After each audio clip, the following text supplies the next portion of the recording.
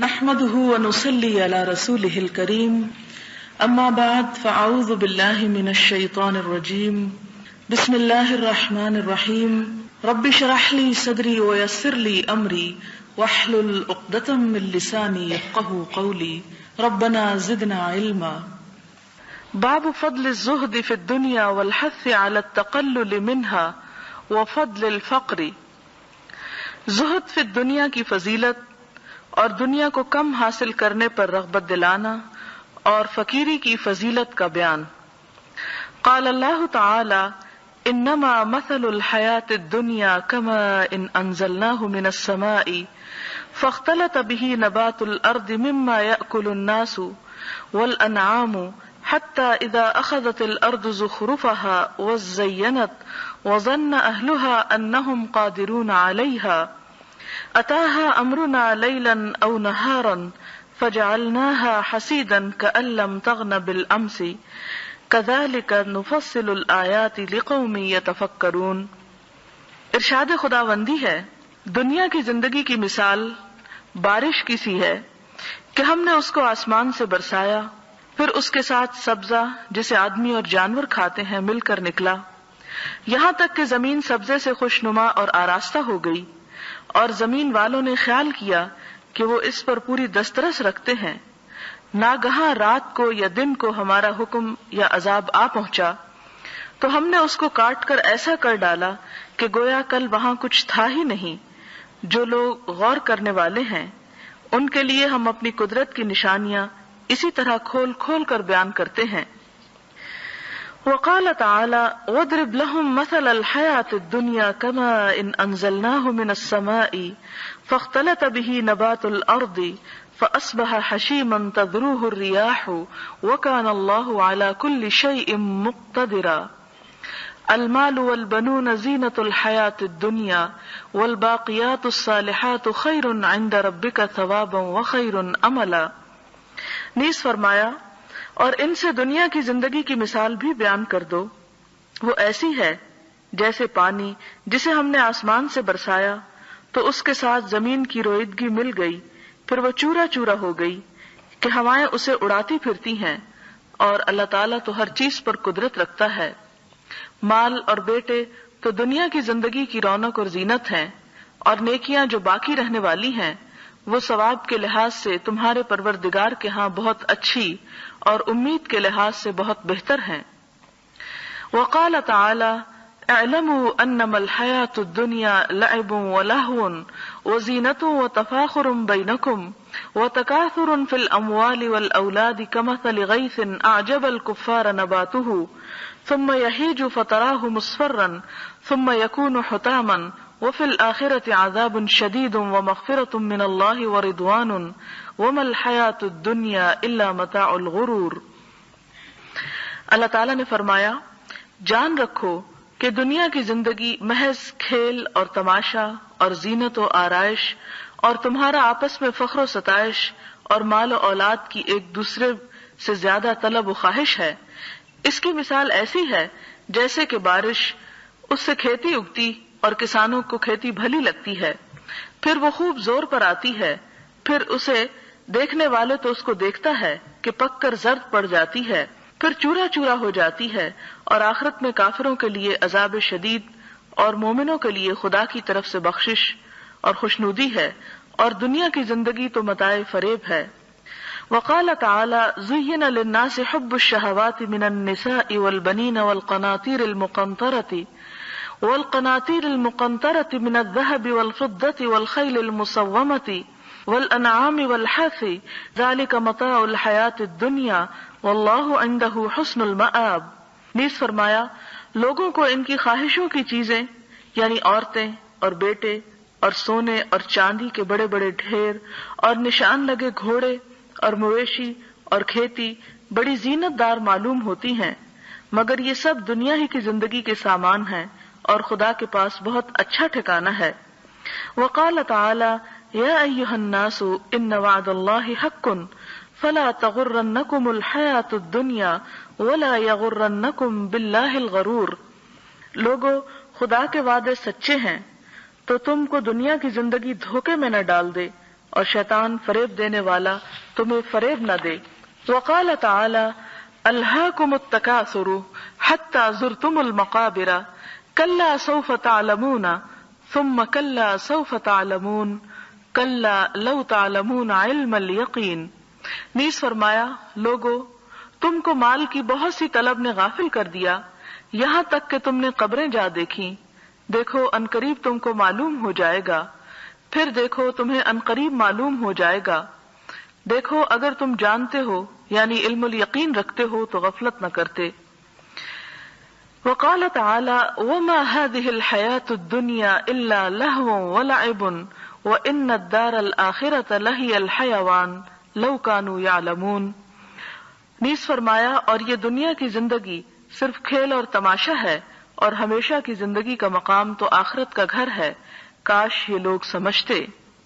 اس مضمون کی آیات کثرت کے ساتھ موجود ہیں اور مشہور بھی ہیں۔ آپ نے دیکھا ہوگا کہ آج تک جتنے بھی اس کتاب کے ابواب آپ نے پڑھے ہیں ان میں اگرچہ آیات بیان ہوئی ہیں لیکن بہت کم، ان سب کے مقابلے میں اس باب کے شروع میں آیات کی تعداد زیادہ ہے، اور اس کی بنیادی وجہ بھی یہ ہے کہ اس موضوع پر قرآن پاک کی آیات ہی بہت ہیں۔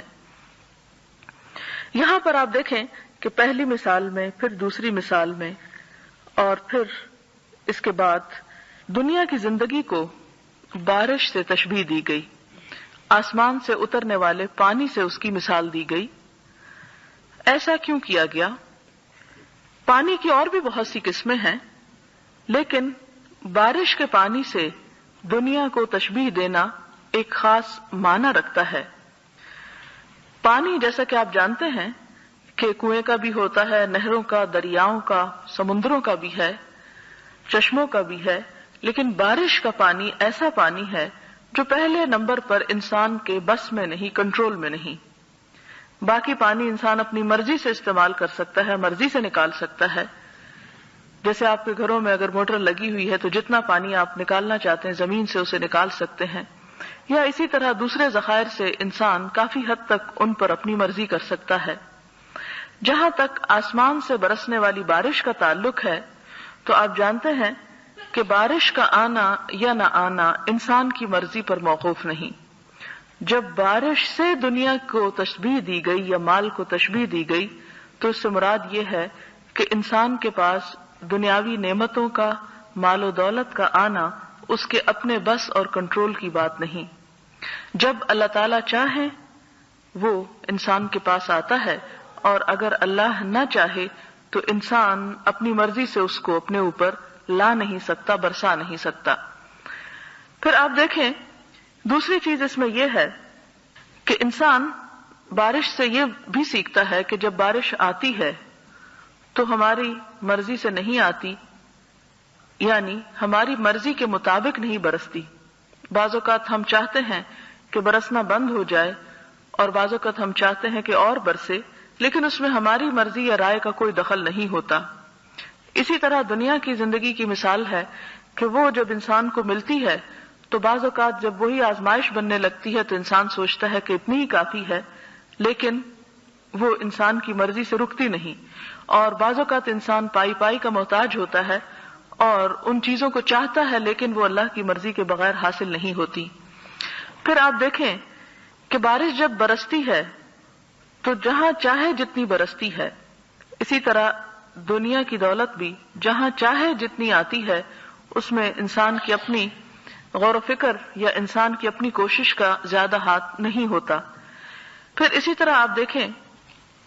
کہ اگر دنیا کی دولت زیادہ مل جائے تو انسان کے لیے آزمائش، اور اگر نہ ملے تو آزمائش۔ جیسے بعض اوقات بارش کا زیادہ آ جانا آزمائش یعنی طوفان یا سیلاب کی شکل میں، اور بعض اوقات نہ آنا قحط اور فاقوں کا سبب، وہ بھی آزمائش ہے۔ تو یہاں پر یہ بتایا گیا کہ دنیا کی زندگی کی مثال آسمان سے اترنے والے پانی کی طرح ہے۔ یہ دنیا انسان کو جو ملتی ہے اللہ کی مرضی سے ملتی ہے، یہ تقسیم اللہ تعالیٰ ہی کی ہے، اور پھر یہ کہ جہاں جتنی چاہتا ہے برساتا ہے۔ پھر اس کے بعد فرمایا کہ جب بارش آ جاتی ہے پھر انسان اس پر غور و فکر کرے کہ کس طرح وہ زمین میں کچھ پانی تو جذب ہو جاتا ہے، کچھ پانی پودوں کے اندر چلا جاتا ہے، پودے لہلہانے لگتے ہیں، خوب سبزہ ہوتا ہے، بظاہر رونق ہو جاتی ہے، ہر چیز کی ریل پیل ہو جاتی ہے، اور یہ منظر دیکھنے والوں کو بہت خوشنما محسوس ہوتا ہے. لیکن کبھی ایسا نہیں ہوا کہ بہار کے آنے کے بعد خزاں نہ آئے. بالکل اسی طرح یہ بھی نہیں ہو سکتا کہ اگر انسان کے حالات اچھے ہیں تو ہمیشہ وہ اچھے ہی رہیں. بلکہ یہ بتایا گیا یہاں پر کہ جس طرح پانی آتا ہے اور پھر وہ زمین زینت پکڑتی ہے اور اس کی رونق آ جاتی ہے، صبح یا شام ہمارا فیصلہ آ جاتا ہے اور اس کو کٹی ہوئی کھیتی کی طرح کر دیتا ہے. اور یہاں انسان کے ساتھ فیصلے سے مراد یہ کہ یکا یک وہ دولت تباہ و برباد ہو سکتی ہے، یعنی اس پر انسان بھروسہ یا مان نہیں کر سکتا. یا دوسرا معنی یہ ہے کہ خود انسان کی زندگی اتنے خطرے میں ہے کہ انسان اپنے لیے جو کچھ بھی بنا لے اس کے پاس کوئی یقینی صورتحال نہیں کہ جو کچھ اس کے پاس ہے وہ ہمیشہ اسے استعمال کر سکے گا. یہ بھی ہو سکتا ہے کہ وہ سب کچھ پیچھے رہ جائے اور انسان ہی چلا جائے. دوسری مثال میں بھی آپ دیکھتے ہیں کہ بارش ہی کی مثال دی گئی اور پانی سے، اور پانی کو کہا کہ وہ زمین میں اور نباتات میں مل جل جاتا ہے اور پھر کھیتی لہلہا اٹھتی ہے اور پھر کٹی ہوئی کھیتی جو ہے اسے ہوائیں اڑائے پھرتی ہیں، یعنی اس کا کوئی قرار نہیں ہوتا، اس کا کوئی مقام نہیں ہوتا. اس کے بعد یہ حقیقت واضح کی گئی اس مثال کے ساتھ کہ مال اور بیٹے دنیا کی زندگی کی رونق ہے، یعنی انسان کو دنیا میں خوش کرتے ہیں اور دنیا میں انسان ان کی وجہ سے فخر محسوس کرتا ہے. لیکن اصل چیز جو انسان کے کام آنے والی ہے اور پائیدار ہے وہ ہے باقیات الصالحات، نیک عمل، انسان کی نیکیاں، جو ثواب اور اجر کے لحاظ سے بھی اور امید کے لحاظ سے بھی زیادہ بہتر چیز ہے. پھر تیسری مثال میں بارش کی پھر مثال دی گئی اور فرمایا کہ جب بارش برستی ہے اور ایسے وقت میں برستی ہے، غیث کا لفظ استعمال کیا گیا. غیث اس بارش کو کہتے ہیں جس کی انسان کو انتظار ہوتا ہے یا جس کی دعائیں مانگی جاتی ہیں، جس کی فریاد کی جاتی ہے. تو یہاں پر یہ بتایا گیا کہ پھر وہ کھیتی لہلہا اٹھتی ہے، پھر تم دیکھتے ہو کہ زرد پڑ جاتی ہے، یعنی وہ بہار اور وہ رونق جو ہے وہ ماند ہو جاتی ہے اور آخرکار کھیتی کٹ جاتی ہے اور سب سلسلہ دنیا کا ختم ہو جاتا ہے اور آخرت میں اللہ کی بخشش اور رضامندی اور اللہ تعالیٰ کی طرف سے عذاب شدید، ان دونوں میں سے کوئی ایک چیز انسان کو دیکھنی پڑتی ہے. یعنی دنیا کی کوئی بھی چیز انسان کے ساتھ نہیں جاتی. اور جیسا کہ ایک اور حدیث میں بتایا گیا کہ جب انسان دنیا سے جاتا ہے 3 چیزیں اس کے ساتھ جاتی ہیں، ایک وہیں پر رہ جاتی ہے اور 2 چیزیں واپس آ جاتی ہیں. انسان کا مال بھی واپس آ جاتا ہے اور انسان کی اولاد بھی واپس آ جاتی ہے. جو چیز اس کا سہارا اور رونق وہاں پر بچتی ہے وہ انسان کے اعمال ہیں جو چاروں طرف سے اس کو ڈھانک لیتے ہیں. نمازیں ایک طرف آ جاتی ہیں، روزے ایک طرف آ جاتے ہیں، حج عمرہ وغیرہ ایک طرف آ جاتا ہے، صدقہ خیرات ایک طرف آ جاتا ہے، قرآن ایک طرف آ جاتا ہے، اور وہ سارے کے سارے قبر میں انسان کو چاروں طرف سے گھیر لیتے ہیں اور اس کی حفاظت کرتے ہیں. اور باقی چیزیں جو ہے جن سے انسان محبت کرتا ہے، خواہ اس کی اولاد ہو، خواہ اس کا کاروبار ہو، خواہ اس کی دولت ہو، وہ سب کا سب اس کے پیچھے رہ جاتا ہے. پھر اسی طرح اگلی مثال میں یہ بتایا گیا کہ لوگوں کے لیے بہت سی چیزیں جو ہیں دنیا کی جن کے نام یہاں لیے گئے وہ مرغوب کر دی گئیں، اور آخر میں آیت کے بتایا گیا کہ ذالک متاع الحیات الدنیا، یہ سب دنیا کی زندگی کا سامان ہے، ان میں سے کوئی بھی چیز انسان کے ساتھ یا انسان کے پاس ہمیشہ رہنے کے لیے نہیں ہے، اور اللہ تعالیٰ اسی کے پاس بہترین انجام اور بہترین ٹھکانہ ہے. پھر فرمایا اے لوگو، بے شک اللہ کا وعدہ سچا ہے، فلا تغرنکم الحیات الدنیا، تمہیں دنیا کی زندگی دھوکے میں نہ ڈالے، کہیں تم اس پر ریچھ مت جاؤ، کہیں اس سے دھوکہ مت کھاؤ کہ یہ سمجھ بیٹھو کہ یہ جو کچھ آج تمہارے ہاتھ میں ہے یہ ہمیشہ رہے گا. ولا یغرنکم باللہ الغرور، اور وہ بڑا دھوکے باز تمہیں اللہ کے معاملے میں دھوکہ نہ دینے پائے. اور دھوکے باز سے مراد یہاں شیطان ہے کہ جو انسان کے برے اعمال کو انسان کے لیے خوشنما بنا کر پیش کرتا ہے. پھر سورت التکاثر ہے جو بہت ہی مختصر سورت ہے لیکن بہت ہی میننگ فل ہے، جس کے بارے میں فرمایا کہ الہاکم التکاثر، تم کو مال کی بہت سی طلب نے غافل کر دیا، یعنی تمہارا دن رات سوچ بچار، تمہاری کوشش محنت ساری کی ساری اسی طرف لگی رہی. حتی زرتم المقابر، یہاں تک کہ تم نے قبریں جا دیکھی، یعنی تمہاری یہ خواہش بڑھتی چلی گئی یہاں تک کہ موت کا وقت آ گیا. کلا سوف تعلمون، دیکھو ان قریب تمہیں معلوم ہو جائے گا. پھر دیکھو ان قریب تمہیں معلوم ہو جائے گا، یعنی کیا معلوم ہو جائے گا؟ تمہارا انجام یا جو کچھ تم نے اللہ تعالیٰ کے ہاں کمائی کر کے بھیجی. کلا لو تعلمون علم الیقین،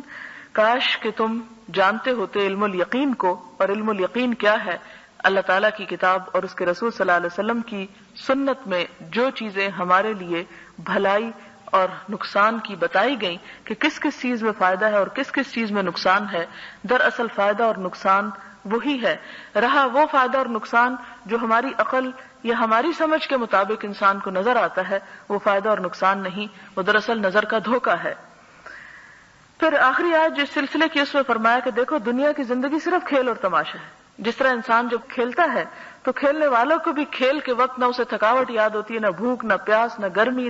نہ پسینہ، کوئی چیز اس کو کھیلنے سے روکتی نہیں، اور جو دیکھنے والے ہوتے ہیں وہ بھی ہر چیز سے غافل ہو کر اس کھیل کے دیکھنے میں پوری طرح محو ہوتے ہیں۔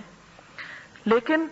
جب کھیل چکتے ہیں کھیلنے والے تو وہ بھی تھک کر نڈھال ہو جاتے ہیں، اور دیکھنے والے تو ان کے اوپر بھی ایک ڈپریشن طاری ہو جاتا ہے۔ فرمایا کہ بالکل دنیا کا حال یہی ہے کہ انسان اس میں جتنا زیادہ انوالو ہوتا ہے اتنی زیادہ اس کی دلچسپی بڑھتی چلی جاتی ہے، لیکن آخر کار کیا ہوتا ہے کہ جب انسان ان سب چیزوں کی کتاب بند کرے گا تو اس کے بعد جو انجام اس کو دیکھنا پڑے گا، اگر اس نے صرف اپنے آپ کو کھیل تماشے میں ہی مصروف رکھا تو وہ اس کے لیے پریشان کن ہوگا۔ وَأَمَّا الْأَحَادِيثُ فَأَكْثَرُ مِنْ أَنْ تُحْصَرَ فَنُنَبِّهُ بِطَرَفٍ مِنْهَا عَلَى مَا سِوَاهُ، اور اس مضمون کی حدیثیں اس قدر زیادہ ہیں کہ ان کا حصر ممکن نہیں، یعنی ان کا احاطہ کرنا مشکل ہے، لہذا چند حدیثیں ہم ذکر کر دیتے ہیں۔ پہلی حدیث ہے وعن عمرو بن عوف الانصاری رضی اللہ عنہ ان رسول اللہ صلی اللہ علیہ وسلم بعث ابا عبیدۃ بن الجراح رضی اللہ عنہ الى البحرین یأتی بجزیتها فقدم بمال من البحرین فسمعت الانصار بقدوم ابی عبیدۃ فوافوا صلاة الفجر مع رسول الله صلی اللہ علیہ وسلم فلما صلى رسول الله صلی اللہ علیہ وسلم انصرف فتعرضوا له فتبسم رسول الله صلی اللہ علیہ وسلم حين رآهم ثم قال اظنكم سمعتم ان ابا عبیدۃ قدم بشيء من البحرين فقالوا اجل یا رسول اللہ فقال ابشروا واملوا ما يسركم فوالله ما الفقر اخشى عليكم ولكني اخشى ان تبسط الدنيا عليكم كما بسطت على من كان قبلكم فتنافسوها كما تنافسوها فتهلككم كما اهلكتهم متفق علیہ۔ حضرت عمرو بن عوف بیان کرتے ہیں کہ رسول اللہ صلی اللہ علیہ وسلم نے حضرت ابو عبیدہ بن جراح کو بحرین کی طرف بھیجا تاکہ وہاں کا جزیہ وصول کر کے لائیں۔ جزیہ اس ٹیکس کو کہتے ہیں جو غیر مسلموں سے وصول کیا جاتا ہے ان کی جان اور مال کی سلامتی اور ان کے تحفظ کے بدلے میں۔ پس وہ بحرین سے مال لے کر آئے۔ انصار نے ابو عبیدہ کے آنے کی خبر سنی تو وہ فجر کی نماز میں رسول اللہ صلی اللہ علیہ وسلم کے ساتھ شریک ہوئے۔ جب رسول اللہ صلی اللہ علیہ وسلم نماز پڑھا چکے تو انصار آپ کے سامنے آئے، آپ ان کو دیکھ کر مسکرا پڑے اور فرمایا میرا خیال ہے کہ تم نے سنا ہے کہ ابو عبیدہ بحرین سے کچھ مال لے کر آیا ہے۔ انصار نے عرض کیا جی ہاں یا رسول اللہ۔ آپ نے فرمایا خوش ہو جاؤ اور اس چیز کی امید رکھو جو تمہارے لیے خوشی کا باعث ہوگی۔ اللہ کی قسم مجھے تمہاری فقیری کا اندیشہ نہیں ہے، لیکن مجھے خوف رہتا ہے کہ تم پر بھی دنیا کی فراوانی اسی طرح ہوگی جس طرح تم سے پہلے لوگوں پر ہوئی تھی، پس تم دنیا کی طرف رغبت کرنے لگو گے جیسا کہ انہوں نے رغبت کی تھی، پس دنیا تم کو تباہ و برباد کر دے گی جیسا کہ ان کو تباہ و برباد کر دیا۔ یہ بخاری اور مسلم کی روایت ہے۔ یہاں پر ایک بات تو یہ پتہ چلتی ہے کہ انصار کہ یہ لوگ جو اس دن حضور صلی اللہ علیہ وسلم کے ساتھ نماز میں تھے ہر روز نماز میں نہیں ہوتے تھے، تو کیا اس سے یہ مطلب نکلتا ہے کہ وہ نماز ہی نہیں پڑھتے تھے؟ نہیں، مدینہ میں صرف مسجد نبوی نہ تھی بلکہ اور بھی مساجد موجود تھیں جس میں لوگ نماز ادا کیا کرتے تھے، بالکل اس کے قریب نہیں بلکہ ارد گرد کی بستیوں میں، جیسے قباء کی مسجد تھی، مسجد قباء جو آج بھی مشہور ہے۔ اس کے علاوہ اور بھی آپ 7 مساجد کے نام سے جو مسجدوں کی زیارت مدینہ میں جانے والے لوگ کرتے ہیں وہ جانتے ہیں کہ مختلف مساجد جن میں حضور صلی اللہ علیہ وسلم نے نماز پڑھی یا کہیں ایک مرتبہ آپ نے پڑھائی تو پھر اسی جگہ کو مسجد بنا لیا گیا، جیسا کہ ایک صحابی جو تھے انہوں نے عرض کیا کہ اللہ کے رسول صلی اللہ علیہ وسلم میرے اور مسجد کے درمیان ایک نالا بہتا ہے اور جب بارش ہوتی ہے تو وہ پانی بہت ہو جاتا ہے اور میں آپ کے تک پہنچ نہیں سکتا، لہٰذا میں چاہتا ہوں کہ آپ میرے گھر تشریف لائیں اور نماز ادا کریں تاکہ جس جگہ آپ نماز پڑھیں اسی جگہ کو میں مسجد بنا لوں۔ تو آپ صلی اللہ علیہ وسلم وہاں تشریف لے گئے اور انہوں نے نفل نماز وہاں پر ادا کی اور جماعت کے ساتھ کی، جس سے یہ پتہ چلتا ہے کہ نفل نماز بھی جماعت سے ادا کی جا سکتی ہے، جیسے مثال کے طور پر صلاۃ التسبیح وغیرہ ہم نفلی نماز ہے لیکن جماعت سے ادا کرتے ہیں۔ تو پھر اس جگہ کو بھی مسجد بنا لیا گیا، یعنی دور دور لوگ جو مسجد نبوی سے رہتے تھے وہ اپنے ارد گرد کی مساجد میں نماز پڑھتے تھے اور ایسا کرنا ان کے لیے کوئی غلط بات نہ تھی۔ تو اس روز وہ جب انہوں نے سنا کہ ابو عبیدہ جو ہیں وہ کچھ مال لائے ہیں، جزیہ لائے ہیں جو مسلمانوں پہ تقسیم ہوگا، تو وہ حضور صلی اللہ علیہ وسلم کے سامنے آئے تاکہ حضور صلی اللہ علیہ وسلم تقسیم کے وقت ان کو بھی یاد رکھیں۔ جب آپ نے ان کو دیکھا تو مسکرا پڑے اور فرمایا کہ تمہیں خوشخبری دی جائے گی اور تم خوش ہو جاؤ گے جو دیکھو گے، یعنی واقعی تمہیں بھی مال دیا جائے گا۔ پھر اس کے بعد یہ ہوا کہ آپ صلی اللہ علیہ وسلم نے اس موقع پر ان کی توجہ ایک بہت اہم بات کی طرف کروائی، اور وہ بات کیا تھی کہ مجھے تمہاری فقیری سے ڈر نہیں لگتا کہ تم فقیر ہوگے تو تم پر کوئی آفت گزرے گی، مجھے تمہاری غنا سے ڈر لگتا ہے، اس لیے کہ جب تک انسان کے اوپر مشکل وقت ہوتا ہے وہ پھر بھی کسی نہ کسی طرح اللہ تعالیٰ کی طرف رجوع کر لیتا ہے، کسی نہ کسی بہانے اللہ کو یاد کر لیتا ہے، یعنی شدت کے وقت اور تکلیف کے وقت قدرتی طور پر اللہ تعالیٰ زیادہ یاد آتے ہیں بنسبت آسانی اور خوشی اور راحت کے موقع پر، پھر شکر ادا کرنے والے کم ہوتے ہیں۔ تو فرمایا کہ مجھے تم پر یہ ڈر ہے کہ تم پر بھی دنیا فراواں ہو جائے گی اور پھر تم اس میں رغبت کرنے لگو گے۔ دنیا کی فراوانی اپنی جگہ بری چیز نہیں ہے، جو اصل خرابی ہے اور جو اصل برائی ہے وہ یہ ہے کہ انسان اس کے اندر محو ہو جائے اور اس کے اندر محو ہونے کے بعد اپنے فرائض سے غافل ہو جائے، اللہ تعالیٰ کی اطاعت سے غافل ہو جائے۔ اللہ تعالیٰ کے تقوی کے ساتھ مال اور دولت انسان کے لیے برائی نہیں ہے۔ اس کی مثال آپ کو یاد رکھیں کہ جس میں حضور صلی اللہ علیہ وسلم کے پاس صحابہ کرام آئے اور انہوں نے عرض کیا کہ اللہ کے رسول صلی اللہ علیہ وسلم ہمارے کچھ ساتھی ایسے ہیں کہ جن کو اللہ نے مال و دولت دے رکھا ہے اور وہ صدقہ خیرات کرتے ہیں، لہٰذا وہ اجر میں ہم سے بڑھے ہوئے ہیں، آپ ہمیں کوئی ایسی چیز بتائیں کہ ہمارا درجہ بھی ان کے برابر ہو۔ چنانچہ آپ نے ان کو تسبیحات بتا دی، سبحان اللہ، الحمدللہ، اللہ اکبر کا ذکر کرنا، کیونکہ یہ ذکر کرنا بھی صدقہ ہے۔ جس کے پاس مال نہ ہو وہ اپنا اس طرح صدقہ ادا کر سکتا ہے، جیسے کہ آپ نے فرمایا نا کہ جب صبح انسان اٹھتا ہے تو اس کے جوڑ جوڑ پر صدقہ واجب ہوتا ہے۔ جسم میں شاید 360 یا 65 کچھ اس طرح کا فگر بتایا کہ اتنے جوڑ ہیں اور ہر جوڑ پہ صدقہ واجب ہوتا ہے اور انسان کو ہر روز اس کا صدقہ ایک طرح سے دینا چاہیے۔ اب یہ کہ جب انسان سبحان اللہ اور الحمدللہ اور اللہ کا ذکر کرتا ہے تو دراصل یہ ان سارے اپنے جسم کا ایک طرح سے صدقہ ادا کرتا ہے۔ اب ایسی شکل میں جبکہ انسان کے پاس مال نہ ہو تو ذکر جو ہے وہ صدقہ کے قائم مقام ہو جاتا ہے،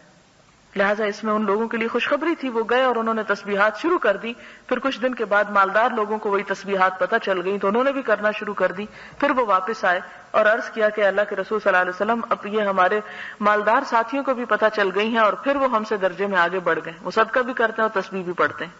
تو اس پر آپ صلی اللہ علیہ وسلم نے فرمایا یہ اللہ کا فضل ہے جسے چاہے دے، لہٰذا اگر انسان کے پاس مال و دولت ہو اور اس سے وہ نیکی اور خیر اور بھلائی کے کام کرتا ہو تو وہ انسان کے لیے پسندیدہ ہے، لیکن کب ناپسندیدہ ہے کہ جب انسان کو وہ دولت اپنے اندر اتنی محو کر لے، اتنا غافل کر دے کہ انسان اپنے فرائض سے کوتاہی برتنے لگے۔ اور یہی وجہ ہے کہ آپ کو یاد ہوگا کہ بزرگوں سے اور ایسے بزرگان دین سے یہ بات ملتی ہے کہ وہ آرام دہ بستر پر نہیں لیٹتے تھے کہ کہیں ایسا نہ ہو کہ تہجد کی نماز ان کی قضا ہو جائے، یعنی نیند کے زیادہ آ جانے کی وجہ سے، اور یہ بھی صرف اس وجہ سے کہ وہ اپنے آپ کو ایسی کنڈیشن یا ایسی حالت میں رکھتے تھے کہ اللہ کے ذکر سے غافل نہ ہوں۔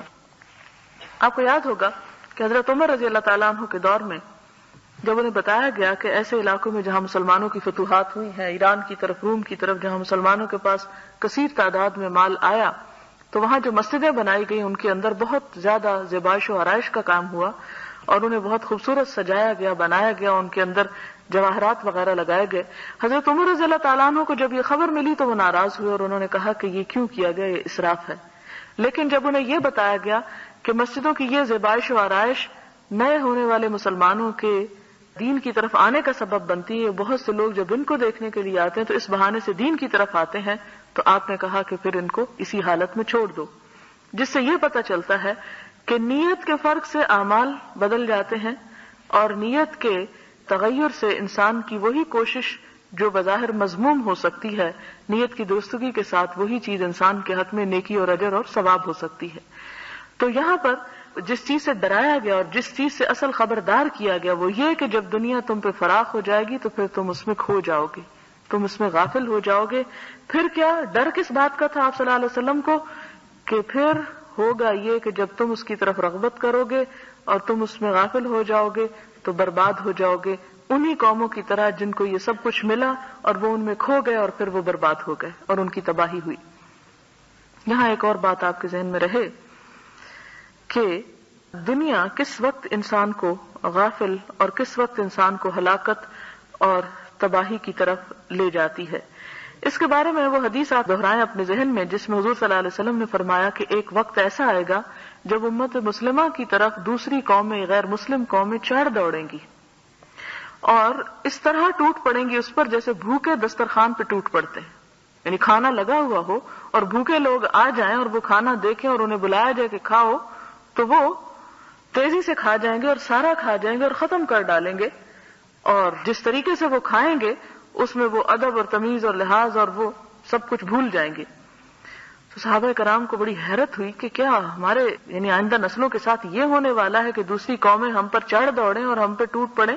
اور ہمارا اس طرح خاتمہ کر دیں. اور حقیقت ہے یہ کہ دنیا میں آپ دیکھیں کیا کسی بھی غیر مسلم قوم کا اتنا خون بہتا ہے جتنا مسلمان کا بہتا ہے؟ کیا دنیا میں جتنے لوگ اپنے گھروں سے نکالے گئے ہیں یعنی مہاجرین، ان میں دوسرے مذاہب کے لوگوں کی تعداد کتنی ہے؟ دنیا میں جتنے اس وقت لوگ گھروں سے بے گھر ہو چکے ہیں اس میں 80% حصہ جو ہے وہ مسلمانوں کا ہے، کہ جو مہاجروں کی شکل میں دنیا میں در بدر ٹھوکریں کھاتے پھرتے ہیں دنیا کے مختلف علاقوں میں. اور جس طرح ان پہ قیامت ٹوٹی ہے، بوسنیا کی طرف آپ دیکھیں، فلسطین کی طرف دیکھیں، عراق میں آپ دیکھیں، مختلف جگہوں پر مختلف لوگوں کے ہاتھوں جو قیامت ٹوٹی ہے مسلمانوں کے اوپر، یہ بالکل ایسا ہی نہیں لگتا کہ جیسے بھوکے کسی دسترخوان پہ ٹوٹ پڑے ہوں اور وہ بدتمیزی کے ساتھ اس کو ہر چیز کو توڑ پھوڑ جائیں اور کسی چیز کا لحاظ نہ رکھیں. تو اس موقع پر صحابہ کرام نے عرض کیا کہ اللہ کے رسول صلی اللہ علیہ وسلم، کیا ہم تعداد میں کم ہو جائیں گے، ہم تھوڑے ہو جائیں گے کہ ہم اپنا دفاع بھی نہیں کر سکیں گے؟ آپ صلی اللہ علیہ وسلم نے فرمایا کہ نہیں، تم تھوڑے نہیں ہوگے، تم بہت زیادہ ہوگے، لیکن تم دنیا سے محبت کرنے لگو گے اور موت سے خوف کھانے لگو گے. جب تمہارا یہ حال ہو جائے گا کہ تم دنیا سے محبت کرو اور موت سے ڈرنے لگو تو پھر تمہارے اوپر دوسری قومیں چڑھ دوڑیں گی. اشارہ اس چیز کی طرف تھا کہ جب تمہارے اندر سے جہاد کی روح ختم ہو جائے گی تو اس وقت پھر تم واقعی کمزور پڑ جاؤ گے.